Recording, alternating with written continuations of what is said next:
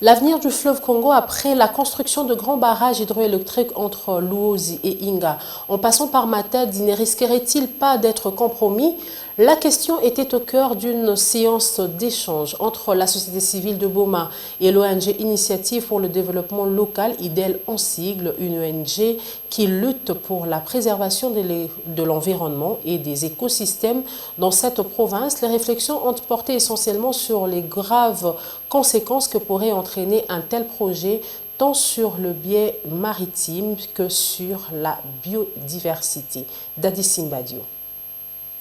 Issus des différentes structures de la société civile de la deuxième ville portuaire du Congo central, les participants à cette séance de réflexion sur l'avenir du fleuve Congo après la construction de grands barrages hydroélectriques entre la localité de Mpioka dans le territoire de Luozi et la cité d'Inga dans le territoire de Sekebanza, en passant par Matadi, ont émis le vœu d'approfondir le débat pour mener une étude sur les impacts qu'un tel projet pourrait avoir sur l'environnement. Apollinaire Tsokangimbi, coordonnateur de l'initiative pour le développement local et l'initiateur de cette séance d'échange. Un certain temps, nous suivons que le gouvernement congolais est dans la réalisation de certains projets.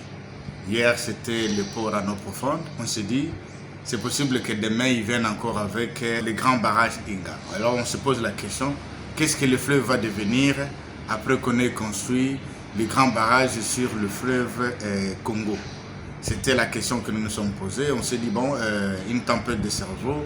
On réfléchit sur les impacts environnementaux. On réfléchit sur les questions économiques et sur les questions sociales des répercussions de ces grands barrages. Parce que c'est très important pour que les gens, les scientifiques puissent en faire aussi un sujet, un domaine de recherche et que les Congolais aient plus d'informations que prévu.